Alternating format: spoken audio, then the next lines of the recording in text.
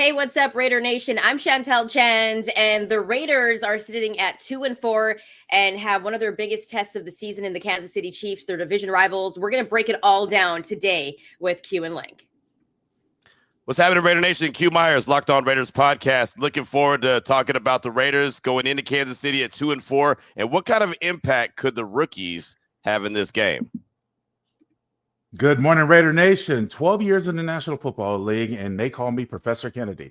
I don't know why. Anyways, we're going to talk it down. We're going to break it down because I can't wait. It's Chiefs week, baby. Let's go. Raider Nation, it's time. This is the Raiders Squad. Everything Las Vegas Raiders every week. Covering all the big hits and game-changing plays from the Death Star in the desert. The way only the Locked On Podcast Network can. Commitment to excellence starts here. The Raiders Squad Show starts now. Hey, what's up, Raider Nation? Remember, if you like the content, make sure to hit that like and subscribe button. You can also follow us on our social media channels. You'll see in the description below the ways that you can connect with us. We also want to say thank you so much for making Locked On Raiders or the Locked On Raiders Squad Show your first listen of the day. The channel continues to grow. The show continues to grow, and it's all because of your support. So we do appreciate you. Also, before we get into everything, I want to mention that today's episode is brought to you by Game Time. Download the Game Time app, create an account, and use code Locked On NFL for $20 off your first purchase. Coming up in the show in the final segment, as we've been doing as of late, Q and Linc will be answering some of your questions. Remember, this is an interactive show, so make sure you drop some of your comments and questions because we will get to them later on in the show. And if you're watching or listening to this later, because by the way, you can listen to us as well wherever you find your shows or podcasts, leave a rate and review if you got a couple of minutes.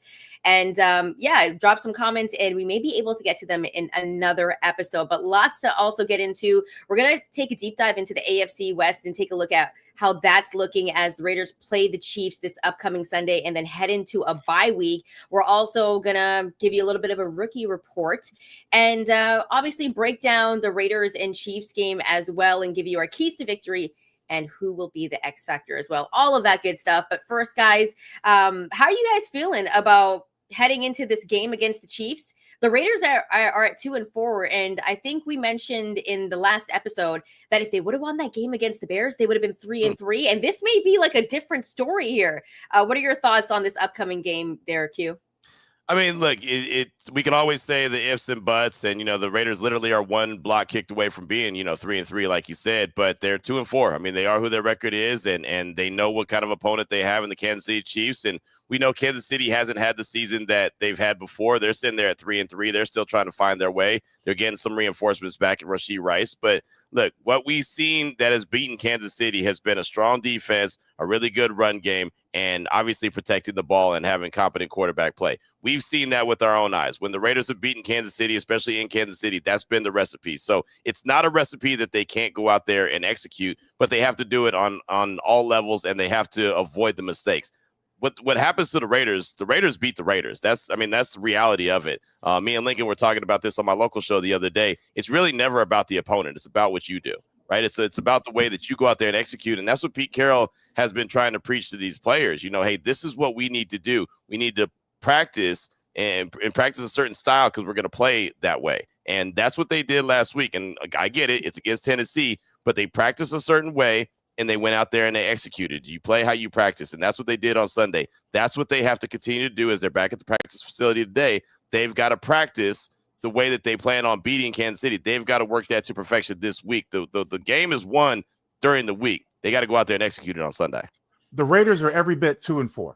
There's no way around it. They are every bit 2-4, and they're lucky to be honestly 2-4. Let's face it, especially when you talk about the teams that they play. But any given Sunday allows promise. And the Raiders have notoriously played the Chiefs well back in Kansas City. It was one of my favorite games that I look forward to because I couldn't stand the Chiefs. But that was just personal. We're not talking about me. But now when you come to playing football, much to Q's point, it talks about playing perfect football. You limit the amount of turnovers or you win the turnover battle if you can. The Kansas City Chiefs run defense has been very porous this season. So there are opportunities there, but you still got to get out and go out there and do it no matter what they did before. And there are chinks in the Chiefs' armor after, a decade long of dominance. But for the most part, the Raiders are there. They played them tough. Now they've got to find a way to win. And much to your point, Chantel, if was a fifth, we'd all be drunk right about now. So we can't be laying on those ifs, Right. leaning on those ifs. You got to go out there and play. And this is a great test for the Raiders because, in my estimation, guys, if the Raiders feel as unanimously we can go out there and play as a team, hey, we get a couple of days off. See a Thursday call. Yeah, exactly. And that bye week is going to be really important. Before we get into the breakdown of the game, guys, a couple of news and notes. The Raiders did make some roster moves yesterday. They signed guard McClendon Curtis to the practice squad, and they also released punter Brad Robbins from the practice squad. So they're still making some moves here and there. Welcome back. Welcome back, McClendon. He was an undrafted free agent back in 2023 that the Raiders signed, and then they cut him at cutdown times and put him on the practice squad. And you know who signed him off the Raiders practice squad? Pete Carroll in Seattle. So no surprise that he's back with the Raiders and back on the practice squad. But he's a guy that I thought, seeing him in camp, I thought there was some promise there, that there was something to build on. He's a big dude, right? 6'6", 330. Yeah. So, I thought he had a little something there in the tank. So, again, putting him on the practice squad, that obviously lets you know that they're still tinkering, especially with that offensive line. And we'll see if he's got anything, if they make the call to him at some point throughout the course of the season. But, it's just funny to see him, come back to the silver and black after leaving to go to Seattle in 2023.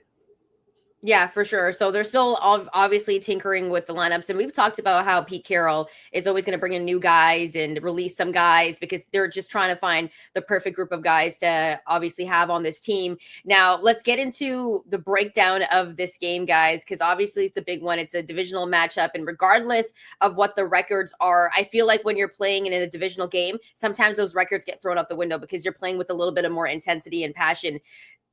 We'll start off with you first, actually, Linc. What do the Raiders have to do to get this win in Kansas City? We know Arrowhead is a very tough place to play, but they have traditionally played pretty well there. So what will the keys to victory be for the Raiders on Sunday? Don't blow it. Don't blow it. Don't mess it up. Don't mess up this opportunity. I mean, look, the football is a very simple game. It hasn't changed, and the keys to victory have always been the same. Maintain the time of possession, be able to run the football, be able to score more points, obviously, than the other opponent. But more importantly, limit the amount of turnovers.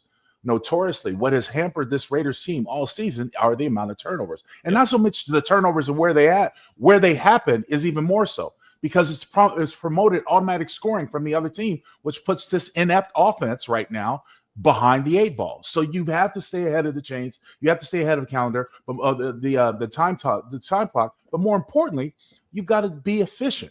Don't turn over the football and find a way to force turnovers on defense. It's simple. Yeah, it's no coincidence that the more touches Ashton Jeanty gets, the better he's doing, right? I mean, so, I would feed him a lot because, as Lincoln said, the Chiefs and their run defense has not been good this year. And I think that this is one way that the Raiders could really, execute their game plan that they want. This is what they want to do anyway.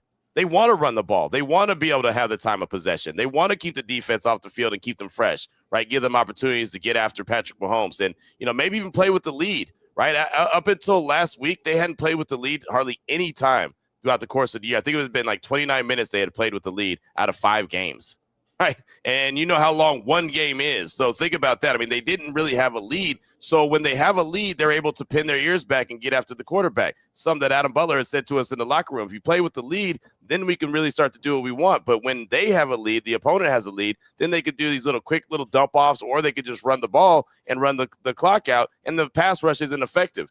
And Lincoln says it all the time. I say it all the time. Patrick Graham's defense is based off pressure. If you're not getting pressure on the quarterback, things are going to go bad. So this is a game I look at that I would love to see Ashton Jeanty get about 30 touches in this game. I don't care how you get him to him, but about 30 touches, I think that he could be a big-time factor in this game if they're going to win. Look, regardless, they can go out there and play a perfect game. That will give them a chance to win, right? They can go out and play a perfect game, and that'll give them a chance. That doesn't mean that they're going to win, but it'll give them a chance.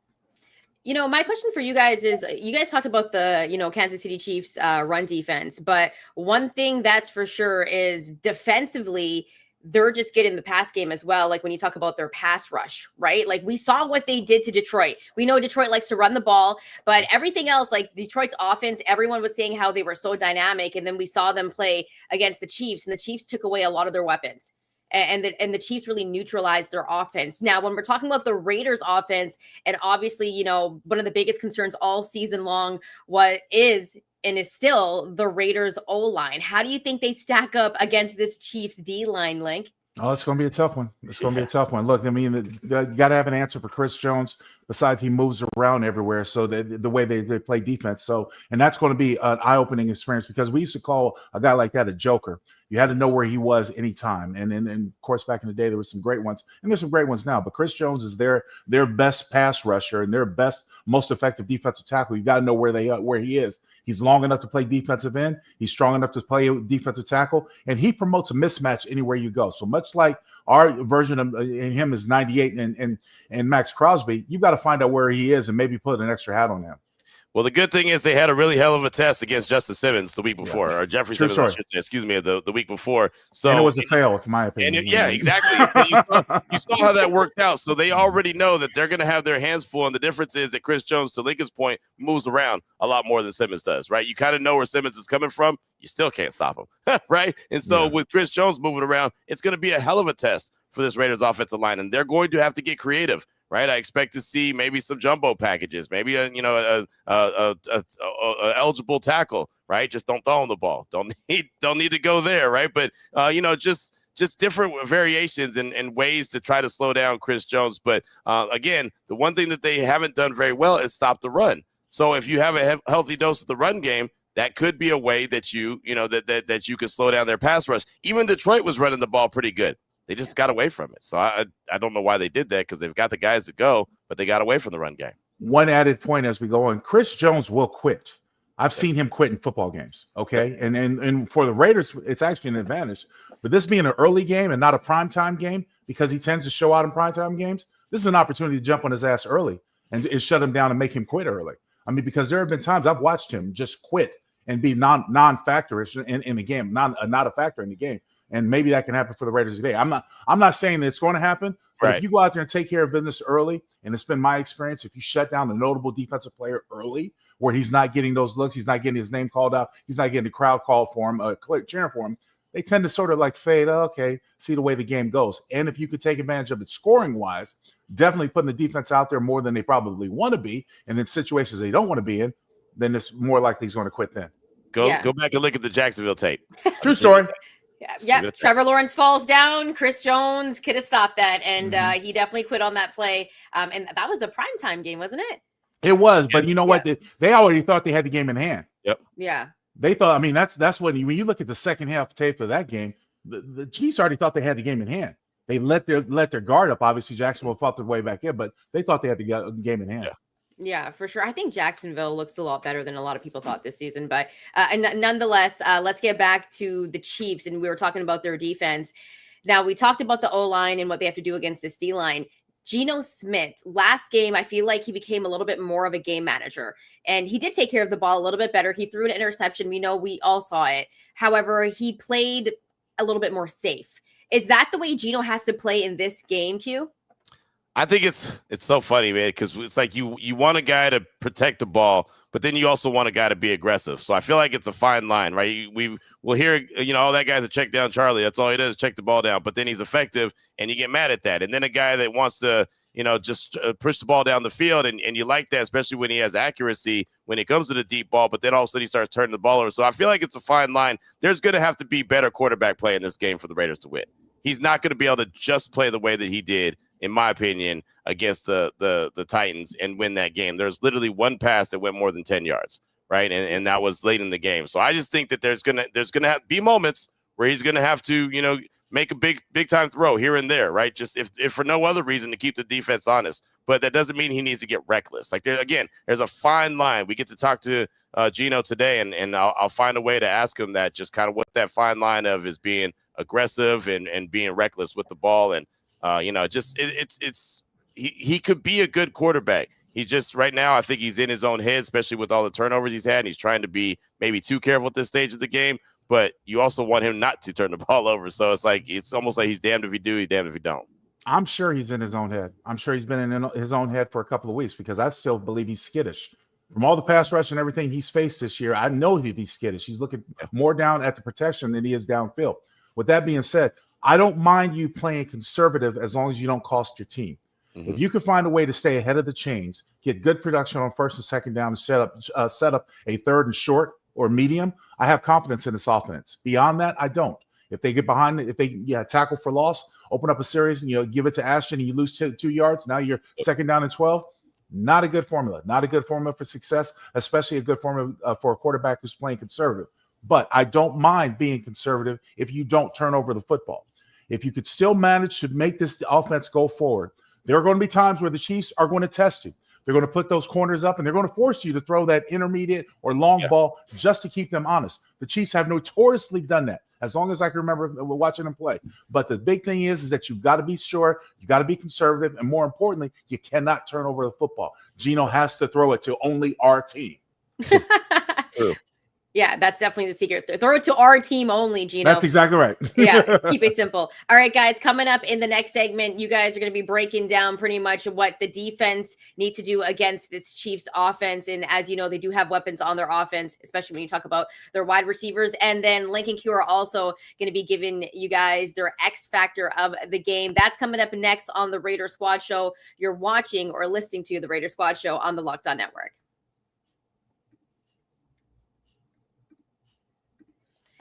The NFL season is here, and FanDuel has an offer you don't want to miss. Right now, new customers can bet just $5 and get $300 in bonus bets if you win. That's right. You pick a bet, put down $5, and if it hits, you'll unlock $300 in bonus bets to use across the app. The thing I love about FanDuel, and I say this every time I talk about the sponsors, you get your money right away. And for some other betting apps, you got to wait a couple of hours, but FanDuel, it's extremely instant. So if you win any of your slips, yes, you get your bread right away. So what are you waiting for? Visit FanDuel.com to download the FanDuel app today and get started. Take those, eat those. All right, welcome back, Raider Nation. Remember, if you like that content, make sure to hit that like and subscribe button. You can also follow us on our social media channels. You'll see in the description below the ways that you can connect with us. And once again, we do appreciate you supporting the show. Remember, in the final segment, Linc and Q are going to be answering some of your questions, taking some of your comments. So get them in the chat now, and we'll be able to get to them in that final segment. All right, guys, I think we got to talk a little bit about the defense and in terms of the secondary. Of course, the defense was one of the biggest stories last week. When they played the Titans, they balled out. There were numerous guys on the defense that balled out. But in terms of the secondary, they're matching up, against guys like Xavier Worthy. Hollywood Brown had a great game last week. How do you think the secondary is going to match up against their wide receivers? We'll go with you first, Q.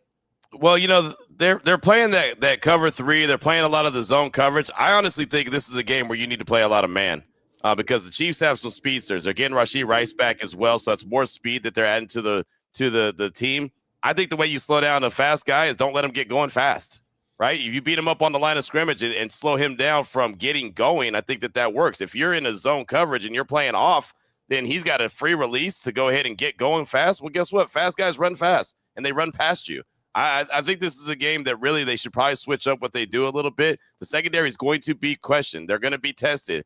Kyu Blue Kelly had a really good game against Tennessee. What I can respect about Kyu, he has been struggling the last couple of games. I thought Darien Porter was going to get some more looks with Eric Stokes coming back.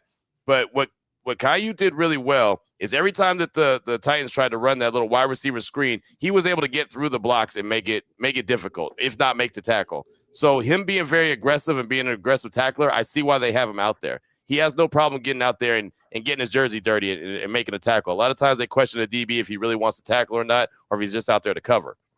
He doesn't mind, playing tough and getting his nose in there and making a tackle and trying to fight through blocks. And if he's not making the tackle, allowing his other guys to rally and come make the play, I'm good with that. I just think this is a game where they might want to think about playing a little bump and run, little man-to-man, just to slow those guys down at the line of scrimmage. It's a good point, Q. And I think you have there's something to be said about that. Unfortunately, I'm worried about the safety presence over the top. Yeah. The fact if they do get beat in that underneath coverage, they do get beaten press man on man, there's a lot of gaps and a lot of holes. With that being said, I still think this defense needs to be overly aggressive, and they're going to have to bring blitzes. But what Detroit tried to rely on in watching that game, Detroit thought that their front four was going to be able to get there because the Kansas City offensive line has been so maligned and inconsistent. But they thought they were going to get there. Unfortunately, they didn't. And Patrick Mahomes is the type of quarterback that you have to be exceptionally disciplined and what your responsibilities are in every given play, because everybody has to know where the other player is. And what I mean by that is when Patrick will make you pay by the most subtlest mistake. When you talk about, you look at this offense, they try to, misdirection, try to throw underneath shovel passes, try to get creative. I mean, hell, I even saw one time running the damn option, which I never thought I would see. But it is what it is. It's the wave of the future. This defense has got to be aggressive. But more importantly, Chantel and Q, they got to get to Patrick. They got to harass him early, make him start looking down at the rush, because other than when Russell Wilson was at his best, there is no other quarterback that's more creative and capable than Patrick Mahomes. Unfortunately, it kills me to say it, but it's true. Yeah, no, it is. It is. And the other thing that he likes to do when he escapes the pocket, he likes to run right up the middle of the field. Absolutely. So the interior of the defensive line has to be very disciplined, and they have to be very aggressive. You're going to need Adam Butler. You're going to need Jonah Laulu. Those guys are going to have to collapse the pocket, because that's exactly where Patrick Mahomes wants to escape. He wants to step right up and then take off. He can obviously break contain, get onto the outside. We've seen him do that. I mean, he's athletic enough to do what he needs to do. 3rd and 8, he'll pick up 3rd and 8 with his legs if he needs to. He prefers to stand back there and throw it around the yard. But to Lincoln's point, you've got to get pressure on him, but you've also got to be disciplined the way you do. If you get too far up the field, he's gone. And you're going to be upset later. Not too long ago, not too many years ago, Patrick Mahomes used to like to scramble outside, up and outside the pocket. Yep. But the defensive ends and the outside linebackers he's facing are gotten too much better than that. He doesn't see that. So much to Q's point, he likes to push the pocket and push to the front part of the cup forward to open up lanes to possibly see through there. That's why Q's point is spot on. The defensive tackles have got to be exceptionally disciplined in their rush lanes, because you're going to have to take up those little quick draws or Patrick Mahomes quick runs up the middle. Yeah, and it'll be very interesting to see how this defense plays in their, because it played so great last week, and you kind of want them to continue that, especially in Kansas City, taking on an offense that can be quite dynamic. And we talk about X factors, and we've kind of done this every preview that we've done, guys. Who do you think has to be the X factor in this game? We'll go with you first, Linc. Good question. That is a good question. Yes. You know what? I'm going to go back to the old faithful. Are we just talking about defense or just all around? It's whatever you want. You can pick one for defense and offense if you like. Well, I mean, I like Adam Butler to really come alive in this game. I really would like to see him get a little bit of the glory, and he's done his fair share. Trust me, he hasn't done anything wrong. Offensively, I'm going to go back to the interior. I think this interior offensive line has got to have a good game. I'm waiting for Dylan Parham to have a really breakout party. I'm willing, if they're going to, because I think with this defense, they're going to try a lot of quick traps, which promote man runs. In order to do a quick trap, whether it's with a tight end or a guard, you've got to get just the slightest bit of movement, but you cannot allow too much penetration. What I mean by that, the guards or the center who's flashing in front of the defensive tackle are going to surprise, let him go. And the moment he gets upfield, he's supposed to be side smashed by a guard or somebody. Those are those quick traps, and those break the defense, separate the defense. So I'm going to go back on the interior, and I'm going to say I hope Dylan Parham has a breakout game. If I had to pick a couple of X factors, one on defense, I'm going to go to Jamal Adams. I keep waiting to have that big Jamal Adams type game. And I feel like there's been a few games where he's had an opportunity. Obviously, with Jermaine Pratt no longer being there, I can see the uptick for Jamal Adams and his presence on the field. But this is a game where when we talk about getting pressure on Patrick Mahomes, I could see Patrick Graham sending him. I can see him just saying, hey, get after him. 15, play that old cat defense, right? You got that cat. See 15, yeah, go get him, right? And let Jamal Adams just kind of be that bloodthirsty pirate and get after him. So I could see Jamal Adams defensively being that X factor, and offensively, I'm gonna go with Donte Thornton Jr. And I know that he didn't have any offensive reps last week, or if he did, it was like 2 at the most. It was basically nothing. Pete Carroll said he did not get benched. It's just that's how the game plan didn't go. But I do think that the Raiders need someone that's going to stretch the field in this game. I think that there's going to be a heavy dose of the running game. I think you're going to see Ashton Jeanty, Raheem Mostert get a lot of carries and a lot of touches, whether that's even catches out of the backfield. But I do think that they have to have that threat on the field. And I know Trey Tucker has been, a favorite target so far, Geno Smith. So I think that Kansas City is going to really try to key in on him and try to slow him down, where a guy like Donte Thornton Jr. may be able to get behind the defense once or twice. And if that's out there, right, and we can all go back to the year when Henry Ruggs helped beat the Chiefs because he had that deep speed. I feel like Donte Thornton Jr. could be a factor in this game. Yeah, and let's actually talk a little bit more about Donte Thornton Jr. because obviously, that was one of the questions I asked you guys last week. I was like, was he benched? And then obviously Pete cleared that up in his presser, so he wasn't benched. But in terms of what we've seen from Donte Thornton Jr., because remember at one point when we were talking about training camp, he was one of the guys that was getting praised a lot, but he hasn't gotten as many snaps as I thought he would. Just in terms of what we've seen from Donte Thornton Jr., should we be a little bit concerned that he didn't get a lot of snaps last game? Or is it just like a week-to-week basis where they're just pretty much going by a game plan?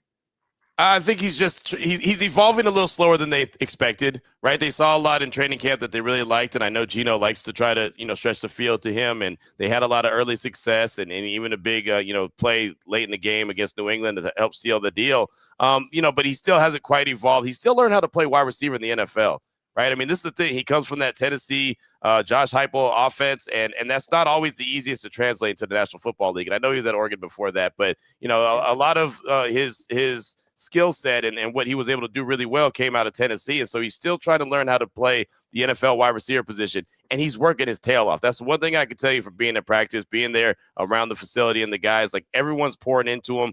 You see a guy like Jakobi Meyers talking to him, trying to help him, learn how to play that position. So I could respect that. I know that they see big things from him. It just hasn't evolved as quickly as they would like it to. So, Jack Bech has started to get more snaps. I think that he's a tough dude. He brings some physicality, some blocking. He's able to do that, as he said the other day in the locker room. You got to block to get the rock, right? So that's the kind of mentality that you want to have. You want to have your wide receivers being tough out there as well, especially with Brock Bowers being out. I feel like he can kind of play that role. So I think that this offense is just adjusted a little bit without Bowers being out there. But I think Thornton still has an opportunity to be a factor this season. I think his rookie year could still be a productive one for him. It's just, again, he's still got to learn how to play that NFL wide receiver position. This is one of the reasons why I've never given a lot of credence to rookies, because the thing is that, Donte comes from a program in Tennessee and in the SEC. There's only a few schools in the SEC that can play good press man-on-man. Only a few good schools. A lot of them play zone. A lot of them play man, off man, and stuff like that. Different ways to play defense. But for a lot of young guys that come to the National Football League, especially today, because there are a lot more defenses that are going to a press man, aggressive style defense, they have to know how to beat that person off the ball in order to make them pay for playing that press man. The problem ultimately becomes the offensive line ineffectiveness to keep the pressure out for long periods of time means that your receivers have to get open yesterday. Yeah. You know what I mean? So you don't have time to sit back and wait for somebody to defeat man on man or press man and get down the field, because by the time they do, there's already a rush in his face. So this is why I'm not saying that this is what's going on with Donte specifically, but I don't mind it. I think Trey Tucker has come a long way. Yeah. Come, and I'm still waiting for Jakobi Meyers to have that true I am the alpha male game. But again, we're also compounding the whole factor with the Raiders only average around 55 plays a game. So there's only one football. So there's only so many times that you could try for Donte Thornton or Trey Tucker or anybody else and still be able to run the football. I mean, it's just a numbers game right there. So I think it'll work. I'm not concerned about it. He's young. He'll have his time. He'll have his opportunity. This offense is still trying to find its way. I'm not really concerned about it. Yeah, and Q, you mentioned Bech, and I think before, even when he was drafted, they always talked about his work ethic. Yeah, that's why they really liked him. In terms of his progression, other than his attitude and how hard he plays, have you liked what you've seen in terms of his progression as a player so far? Yeah, I have. And look, he's only got 5 catches so far in the season. I know he had 2 targets against Tennessee, or 1 target, and didn't catch the ball as a bad throw. But what I do like is that all his catches have gone for first downs. So what that tells me is that he can keep moving the chains. Again, it's a small sample size so far, but he's a physical dude. Like, that's what really stood out to me the most when he was at LSU, when he went to TCU. What he is a physical dude. And the Raiders need that guy out there, right? And, look, I've been a big supporter of Jakobi Meyers and his blocking ability, but his blocking hasn't been that great this year. I mean, let's just call it what it is. His blocking has not been that great. They need wide receivers that are willing to be out there and get a little dirty and do the work that doesn't show up in the stat sheet. And so that's what Jack Bech is going to do as well. So as he continues to evolve, again, a rookie. So you're asking him to, all of a sudden be this, great NFL wide receiver. He's going to kind of come along and they're going to bring him along slowly. And, it all goes back to Brock Bowers. That's why I thought that they had an opportunity to be really dynamic with Brock and Jakobi, and then Thornton and Bech can kind of go, evolve slowly. But when Brock Bowers goes down and he's not that effective, now all of a sudden you need someone to step up. And to Lincoln's point, Jakobi hasn't stepped up and been that alpha dog yet. And Thornton is he's still trying to figure things out. Bech is starting to get a uptick when it comes to snap count, right? Big Mike was out. So, there's just so many different moving parts on this offense. They haven't had an opportunity to get in a rhythm. And, oh, by the way, the quarterback's turning the ball over. So you throw that in the pot of gumbo, and I don't think that Lincoln's selling that over at the Angry Crab. No, we're not. We're not.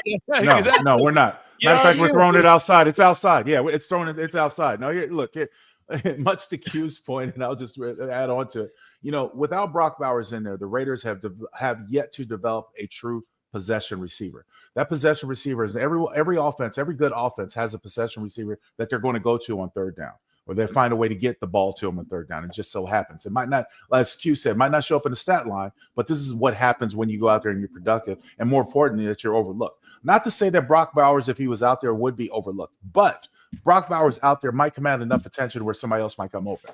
And there might be other opportunities. That's the power of having a player like Brock Bowers on your team and having that asset. So as soon as we're able to get back into the rhythm of what they can truly call the staple of their offense, I don't think that's been established yet, and we're almost halfway through the season. Until we can get into that rhythm and find it, I like the young men chipping in and just showing up and being accountable. Doesn't have to be big, doesn't have to be glamorous right now, but again, it's just a way for you to be able to move the ball and manipulate the defense in any way you can. Yeah, and we'll stick with the rookies. I know you mentioned earlier, Q, that you thought Kyu Blue Kelly played pretty well against Tennessee. And he did play with a lot of effort in that game. But before that, he was struggling a little bit. And there was a conversation of whether or not Darien Porter should maybe get more time on the field. And obviously, he's a rookie coming in. People were talking about how good he was looking. Do you feel like we might see him in this game a little bit more? Or do you think he'll get more playing time as the season obviously goes on? I think so. I was one that was saying that I thought he was going to get a lot of burn against Tennessee because Kyu had been struggling, right? I thought that, okay, this has been a good story. It's been fun to see Kyu kind of, rise up and all of a sudden get his first start in the league and start to play. But he was struggling. And, Darien Porter, he went in there when Eric Stokes was out, and they really didn't test him because they kept going to Kyu's side. So I thought, all right, well, with Stokes coming back, then you'll see Darien Porter flip over to the other side. But they went with Kyu. I think he's more physical. I know he's more physical than Darien Porter. Again, a guy that's trying to learn the position. Remember, this is a guy that was a wide receiver at one time before he flipped over to play the defensive back position. So he's still trying to learn that. He was there at Iowa State. Those guys coached by Coach Campbell always are really prepared really well, but they also are zone coverage guys, right? And so this is a game, again, I go back to, this may be a game where you need to be physical at the line of scrimmage. I don't know if that's Darien Porter, right? I know Kyu Blue Kelly has some of that physicality to him, so they may need to lean on a Blue Kelly as opposed to a Darien Porter in this game, just so they can get that physicality, that element at the line of scrimmage. Darien Porter has the ability to be physical at the line. I've seen it, the line of scrimmage. Where his problem is when he plays man, he has a tendency to look in the backfield and start looking at the quarterback, and rather than looking at the man. And that's where you run the risk of the man making a quick move or getting to the outside. You have to trust your instinct. If you're playing man, you should only be focused on the man in front of you. And you should try to learn to run the route for him. What route is he going to be doing? And try to run it for him to anticipate where that ball is going to be. That's how you be aggressive. And that's how you get turnovers. You cannot be eyeballing in the backfield. Oh, yes, I pushed my man, but I'm eyeballing back. I'm not riding him, man. I've got to follow that man. That's what that man defense is. So that these guys have got to get to learn how to play in the system or play the certain style of defense they might not necessarily be used to. And obviously it can look good in practice because it's scripted. But in the instance of being out there in a real-time game, what happens on the scramble drill when you're playing against the Kansas City Chiefs? You better follow that guy because Patrick Mahomes is going to find a way to get him, and he has the arm to throw it anywhere and everywhere. So you can't let up when you're playing man. I agree with Q. This team needs to play a lot more man defense against the Chiefs, but they also got to find a way to get that pass rush there quickly. Yep. All right, guys. So now it comes down to who you guys think is going to win this game. The predictions for the Raiders at the Chiefs on Sunday. We'll go with you first, Professor Kennedy. Look, I remember playing against the Chiefs.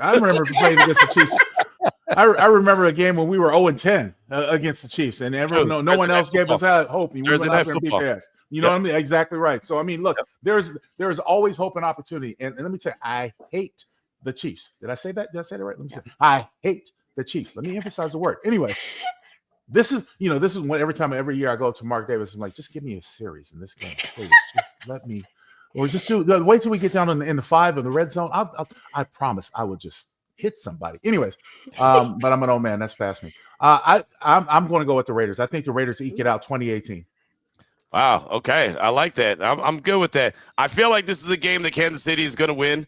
right? Just because the way that they're playing and they're getting Rashee Rice back. And I do like the Raiders defense. Can that translate? Like, that's my big question I've had all week. Can what they did successfully against Tennessee, the good habits that they picked up and they showed, can that translate this week throughout the course of practice and then to Kansas City, right? I know, Linc, they always play them tough, right? We always know play that. them tough, yeah. Right? Can they not make mistakes? Like, this is a game where you have to play a clean game. I'm skeptical on Geno playing that clean game. I feel like a guy like Chris Jones could force him into a bad mistake, a bad throw, a turnover, whatever the case may be. I feel like Kansas City is going to win this game. I definitely could see the path to where the Raiders win it, but again, they have to play just about their best game that they played all year long. So I think they're due, Q. I think they're due for the they best are. game. No, they're definitely due. There's no doubt that they're due, right? Again, not to say it's going to happen, but I think they're due. Yeah, no, I'm with you. I'm with you 100%. I think this is going to definitely be a close game. I think it comes down to a field goal. I have Kansas City winning this game. This is one I would gladly be wrong. Gladly be. I mean, I don't mind being wrong anytime, but this is one I might do a backflip for being wrong. I think that they would go into the bye 3-4 and feel really good about themselves, knowing there's still work to clean up. But, man, they're on a 2-game winning streak. They get to get rested, maybe get Brock Bowers back after the bye. This would be an ideal scenario for them if they could pull it off, but they've got to play clean. And I just don't have confidence that Geno Smith is going to play that clean game. And look, I can be a homer here, and I'm just going to be a homer since I don't like the Chiefs. I know, I honestly, I think the Chiefs are. I don't want to say those words, much to what Q's point is, but I'm hoping the Raiders have a breakout game. I'm hoping that we see so much potential that it comes alive and what better place for it to happen in Kansas City. Oh my God, I would love that. The other thing is that just look across the league, right? Yeah. You see games every single week that you're like, wait, what? How did that happen, right? I mean, so we see it all the time, and there's no doubt that the Raiders can win this game. They have the recipe is there. Play strong defense, run the hell out of the ball, don't make mistakes. It's that third element that I just said, don't make mistakes. That's the one thing that I'm just not convinced that they're not going to make any mistakes. Even last week against Tennessee, that throw that Geno made that was a pick didn't need to be thrown. That's one that you actually take the sack. Normally we say, don't take that sack. Don't take that sack. No, take that one. It's okay to take that one, right? But you just can't do that. You can't take yourselves out of, an opportunity to score. Luckily for the Raiders, they were able to create their own opportunity right before half against Tennessee where they took the ball away from the Titans and they didn't get an opportunity to score. When Jonah Laulu hit Cam Ward and he throws that interception to Devin White, that took points off the board for Tennessee. Those are backbreakers, man. When you're driving and you're in range to get something and then you come away with nothing, those are the backbreakers. The Raiders can't have that. Yeah, they can't have an 8-minute drive where they settle for like 3 points. Like that cannot happen in this game. For my prediction, if Linc was on the O-line and serving up some pancakes, I would be more confident in this game. You know what I mean? You want some syrup with the pancakes? Yeah. I got plenty. 72 pancakes. 72 pancakes. That's what we're serving. So if, I feel like that O-line against the Chiefs D-line is what concerns me the most. Yeah, and so that's the only reason. Here's the thing. They are due, and the Raiders play really good against the Chiefs. So that's the one thing where I'm like, this is a game where they might be able to pull off the upset, and I'm hoping that. But it's just that O-line to me that still seems a bit shaky. And Geno making a bunch of mistakes. So I think it's going to be a close game, maybe like 2017, but the Chiefs maybe get it done. But I'm hoping it's the other way around. And, I'm fearful. If much to what you said comes to fruition, Geno plays shaky in the O-line, this could be a terrible game. But it's like 2 years in a row in Kansas City, the Raiders really could have won those games. They won in 23 on Christmas, and that was all defense. Right. And say what you want to say. I mean, Aiden O'Connell was efficient enough to not lose the game. Right. He didn't complete a pass after the first quarter, but they had a really good run game. Right. And their defense scored 14 points. Right. They were responsible for 14 points. So that could happen. I'm not saying that the defense is going to score touchdowns like they did in 23. And then last year. Right. Again, Aiden O'Connell set them up in position to have a chance to win, and then a fumbled snap and whatever, miscommunication. Right, they're lined up to kick a field goal. They basically could have kicked a field goal to win the game. So it's there. The recipe has been there. Maybe Pete Carroll, Chip Kelly, Patrick Graham could help get them over the top. But again, Geno's going to have to. I think this is going to. Can we talk about X factors? This game might just come down to that. It might just come down to Geno Smith being smart and efficient with the ball.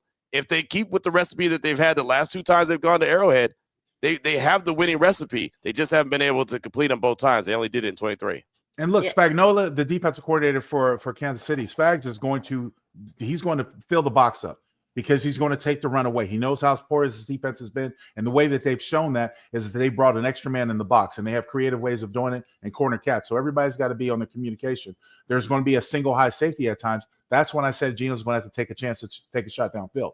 But coverage is going to have to beat press man coverage on the outside in order to create those lopsided views of the field. So Trey Tucker can have a big game. There's a lot of guys that can have a big game. Just don't do anything stupid. Like the one year where they went out and they danced on the chief in the middle of the field and got their ass. Oh, yeah, that was exactly. So don't do anything dumb like that. Go in there with a true professional spirit in mind and go in there to take care of business and take care of the football.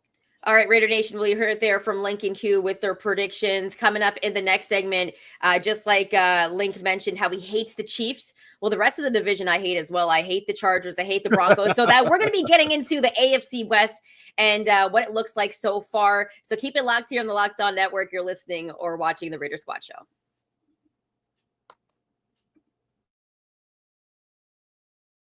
I'm Cody Rourke from Locked On Broncos, and this episode is brought to you by Peloton. Peloton is shaping the future of fitness with the brand new Peloton Cross-Training Tread Plus, powered by Peloton IQ. This is Peloton's most advanced equipment yet, giving you real-time guidance and endless ways to move, whether you're running, lifting, or you're cross-training with your favorite instructors like Alex Toussaint. It's training reimagined to make your workout more personal. Peloton is built for breakthroughs with features that help you plan, stay motivated, and hit peak performance. You can let yourself run, lift, flex, and go while Peloton handles all the rest. Plus, Peloton IQ provides real-time strength coaching, tracking your progress and suggesting weights that challenge you so you can get stronger. Plus, the new movement tracking camera, it counts your reps and corrects your form in real time, making sure every rep is safer and smarter. So let yourself run, lift, flex, push, and go. Explore the new Peloton Cross-Training Tread Plus at onepeloton.com. All right, guys, welcome back, Raider Nation. Remember, if you like the content, hit that like and subscribe button. Q, what is so funny right now? What are you cracking up at? All of a sudden, I started sneezing, man. I started having some allergy attack. I saw Cody Rourke from Locked On Broncos. I saw that Broncos stuff, and I started sneezing, man. I got my eyes are watering. It was all bad. You know what? I could see it like in a small screen. So, just in terms of a producer view, I can see Q and Linc. I got tears in my eyes. Yeah, and I was eye boogers. I was like, how is he holding in that sneeze? Like, how did you go that long and not sneeze on air? That's what you call a true professional, guys. True story. A very true professional. Q's been doing it for too long. All right, guys, let's get into the AFC West because, at the beginning of the year, we always talked about how the Chiefs are the team to beat. Because, they've kind of been king of the division for quite some time. But we talked about how the Chargers are going to look a little bit better and the Broncos are going to look a little bit better. And, of course, the Raiders right now sitting in last at 2-4. All of that could change, though. In terms of what we've seen so far this season, Linc, do you believe the Chiefs are still the best team? Or do you feel like the Broncos and Chargers are making some noise for that top spot? Because right now the Chargers are sitting in first. Yeah. I still believe the Chiefs are the best team in the division until someone dethrones them from the playoffs and everything else. They're going to have that honor, much to my dismay. But the thing is that every team has sort of made strides. We saw the Chargers and the Broncos over the last couple of years get notoriously better on defense, which was essential to stop the Chiefs or to slow them down. And they are there. Their offenses are still catching up. I think that the division is closing in. So you don't have long. You're not going to be at the top for long, and so it's closing in. I'm hoping the Raiders could get a piece of it. They've already missed their first opportunity by losing to the Chargers. Now they have another opportunity to make some ground in the division by having been winning a divisional game possibly, but they've got a lot of work to do. Yeah, it's still Kansas City's division. There's no doubt about that, but it is getting a lot tighter, right? I mean, them sitting there at 3-3. Look, they were 15-2 last year, right? Mm-hmm. So obviously they're not at the place that they want to be. Denver, and the Chargers are sitting atop of the division right now. They've got warts. I think we've seen their Achilles heels as well, so they're not a well-oiled machine. Look, the Raiders aren't out of this thing. That's the funny thing about it. I mean, the number one team is 4-2, and the Raiders are 2-4. There's not much difference. There's not much separation. There's still plenty of ball left to be played, so they're still in the thick of this thing. It doesn't look great, obviously, As Lincoln said, they missed out on their first opportunity against the Chargers, but they're still in the thick of things. So you win this game against Kansas City, even though Chantel, me and you didn't pick them to win the game. You know, you win this game against Kansas City. All of a sudden, you're sitting there at 3-4, and Kansas City's sitting there at 3-4. So you're right there in the mix. So you know, it's all about what they do. But this division is really a lot tighter than it's been in previous years for sure. You know, I got a tweet from a good friend of the show, obviously Raider Nation, Ardesai 711, and he said, and I thought this was kind of a hot take, but he said the best team in the AFC could be Denver, and we know how good that defense is. Q, do you believe the conference? In the division, in the division, Okay. and but division, also, no. yeah. Or did he say AFC? Which one did he say? Chantel? You know what? He said AFC. He said AFC. Okay, Actually, so yes, he's talking about the top team in AFC. Okay, go ahead, Q. I mean, look, I don't think there's any team that's defined who they are right now. I was doing on my radio show yesterday. John McClain asked me, "So who's your favorite for the Super Bowl right now?" I was like, "Dang, I don't know." Right? Baltimore, I thought was going to be really good. They're not. You know, they're struggling. Buffalo, they've shown their weaknesses. Kansas City's struggling. Right? I mean, they're not the team that we expected. Denver's got their weaknesses. Right? The Chargers have their weaknesses. I don't know, man. It's wide open. I think the AFC is not defined yet. If you want to talk about the best team in the AFC, I have to go with somebody who's been there and done it before. I mean, look, you could sit here and talk about Buffalo's on the rise. They haven't gotten to the Super Bowl recently. You can talk about Baltimore. They can't get out of their own way sometimes when they lose their quarterback. So it really is a toss-up. I was thinking of some new blood. I don't want to give any love to anybody in the division. It's hard for me. Trust me, Kansas City, Denver, or Los Angeles, I don't want to give any of them. But who's looked most impressive and sort of the way they started the season, I've got to go with the Chargers.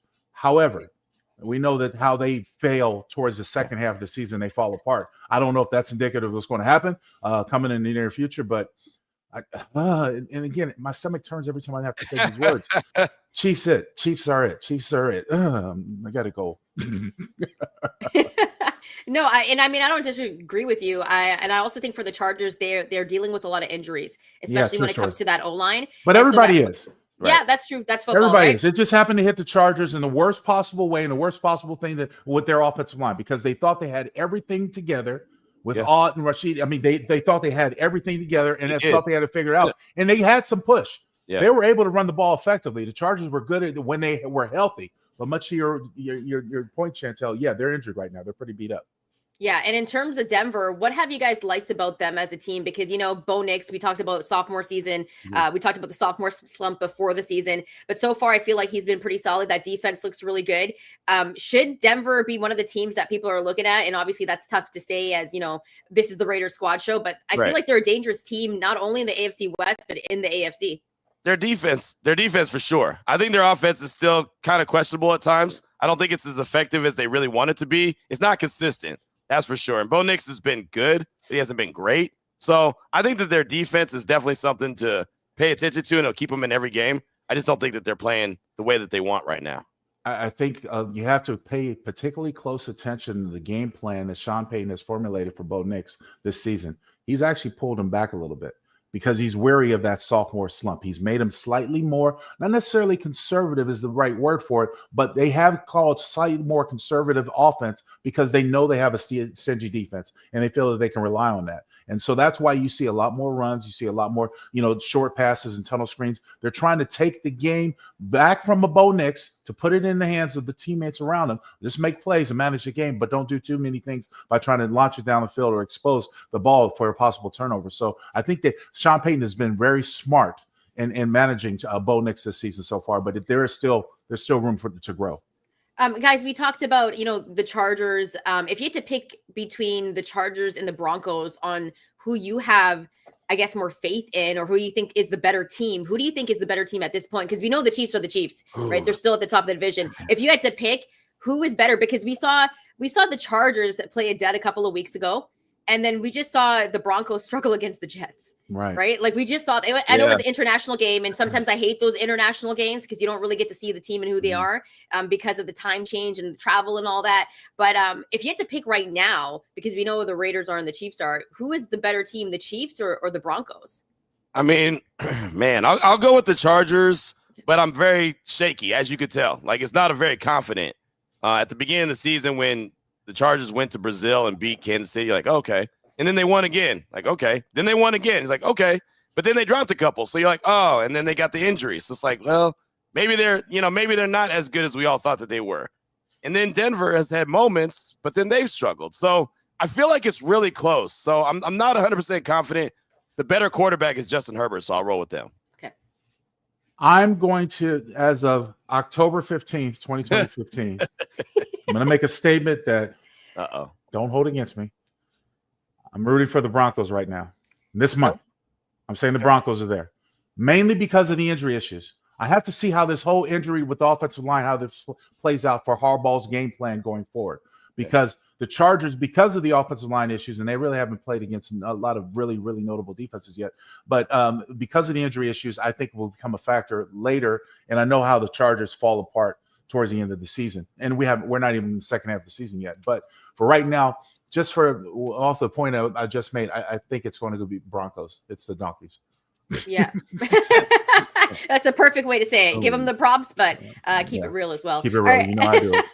All right, guys. Coming up in the next segment, drop your comments and your questions. I've already seen some great ones in the chat. Linc Q are going to be taking some time and answering some of your questions and taking some of your comments. So get that into the chat now. If you're going to be listening to this or watching this later, you can always drop some comments on our YouTube page or hit us up on Twitter, and we may be able to get to some of those questions and comments on the next episode. So keep it locked here on the Locked On Network. You're listening or watching the Raider Squad Show.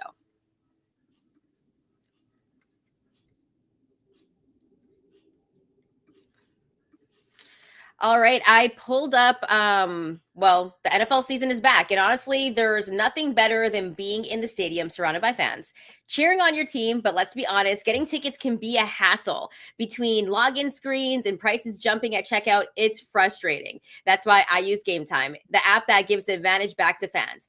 Game Time is fast, easy, and backed by the Game Time guarantee. You'll always get 100% authentic tickets delivered on time and at the best price. Plus, all fees are included, so the price you pay is the price that you see. And the reason why I love the Game Time app right now, actually, because if you're in a city that has baseball and it's the playoffs, well, this is the best time to use the Game Time app because, as you know, playoff tickets can be a lot more expensive. For the Game Time app, if you wait day of, they have these little special offers with a little bit of a star on it where they knock off the price by like 50%. And like I said, the fee that you see on the screen is the fee you pay. There's no extra added fees that you may get on other ticket apps. So download the Game Time app, create an account, and use code LOCKEDONNFL for $20 off your first purchase. Terms apply. Again, that's promo code LOCKEDONNFL for $20 off. Swipe, tap, ticket, go, download Game Time today.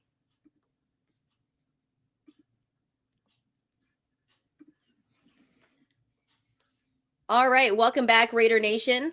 If you like the content, make sure to hit that like and subscribe button. And you can also follow us on our social media channels, and you'll see in the description below the ways that you can connect with us. Now, we've taken the final segment of the show, so Linc Q can get to your comments and some of your questions, and there's always a bunch in the chat. So Raider Nation, thank you for dropping them. We'll go to Ben first. He says, hey, Linc Q, what do you think about taking Chip coming out of the booth and calling the plays on the sideline?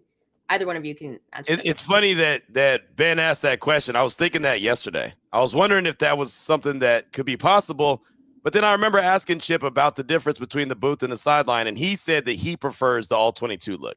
He says that he could see it better. So I don't think that they're going to try to take him and put him somewhere where he's not comfortable. You know, it's so important that he gets the whatever he feels like the best vantage view is. Now, I know that Pete Carroll likes Patrick Graham being on the sideline. And I know that Patrick Graham likes being on the sideline, and he had been in the booth the last couple seasons. But I think Chip Kelly is probably going to insist on staying in the booth just because he gets that view. But I did definitely think about that yesterday. Like, I wonder if they should try to do that where he can actually communicate directly with the quarterback without, the headset and talk to some other players and kind of feel what they're going through. I think that would be a good idea. I just don't think Chip Kelly's going to want to do it.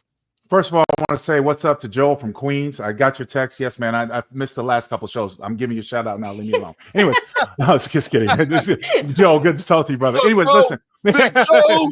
Joel from Queens. It's Joel from Queens. Yo, son. You got it, Q. You got it, Q. Hey, the truth of the matter is that there are coordinators who are better qualified than calling the game from the booth rather than the sidelines. And the reason why I think that's perfect for Chip, he's used to being up top. And other than being a head coach at UCLA, he's used to seeing it from all 22. You don't get the feel from the attitude of the players on the sideline, but you get to see everything. You get to see what the tendencies of the defense is doing with this collection of coaches up there. So I feel much better suited with him being up there. I don't mind Patrick Graham. I think Patrick Graham does a decent job because his assistant coaches know him, they know how to translate the information. But more importantly for Pete Carroll, it gives him a hands-on tap to say, hey, Patrick, what are we doing here? What are we doing to this receiver? What are we doing versus this look? So be able to communicate wisely with one another from, standpoint, sitting on the sideline, be able to see it. So I like the dynamic the way it is right now. It works for me. All right, we'll go to Rip It and Flip It. This is more of a comment that he probably wants you guys to comment on. All the rookies should get more time if they continue to play Geno Smith after the bye week. And if Geno throws 2 picks next Sunday, I'm thinking he's staying this Sunday. Well, obviously we don't want to be negative here, but do we feel like the rookie should get a little bit more time with Geno after the bye week, depending on what happens? Because if they win, the Raiders are then 3-4, and that doesn't look too bad actually. Right. And if they lose, they're 2-5, but it's still a long season, and anything can happen. Yeah, I don't think that you automatically just start going to all the young guys, because then it looks like, all right, this is evaluation season. Yeah. And anytime we start talking about evaluation season, it's basically, all right, everything's over. We're going to see what we have for the future. And I don't think everything's over yet. I know it's not where it needs to be. The Raiders definitely should have at least one more win on this season, but they don't. So, you do the best you can this week. You see what they look like. I know during the bye week, they'll definitely, go up and down the roster, kind of look at things and, sit with the coaches and evaluate what's going on. But I think that and I believe that Pete Carroll believes his team can win a lot of games. So I think that he's going to really do that. I don't think they're going to force feed a bunch of rookies just to see what they have. And like I said, for the sake of evaluation season.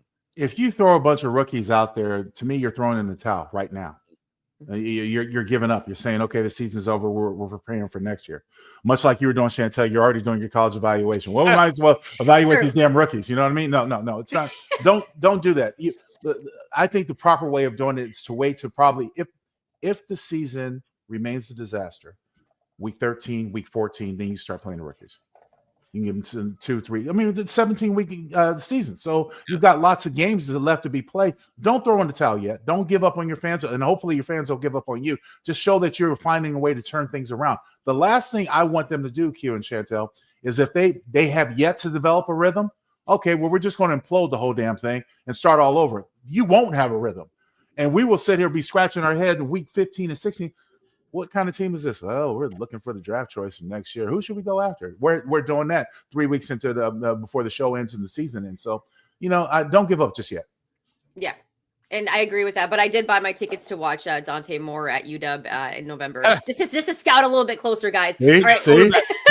He's a good quarterback. Look, I'm not going to lie. I was watching Oregon, Indiana last week, right? Because they've got 2. They got Mendoza and they got Moore in that one. And honestly, neither one of them shine. The funny thing about this is now that Chantel opened up this can of worms, there's not really a QB in college football right now that's I gotta have that guy. Right? There's guys that are really good. Mendoza, Moore, that's a couple of them. Right? There's like a handful. Yeah, there's a handful of guys that I like, but there's not like Simpson. I think he's good, but nobody that's just like great at this stage of the game. So it's going to be interesting to see how the rest of the college football season plays out. And by the way, I'm mad at you guys for knowing all these damn college names already.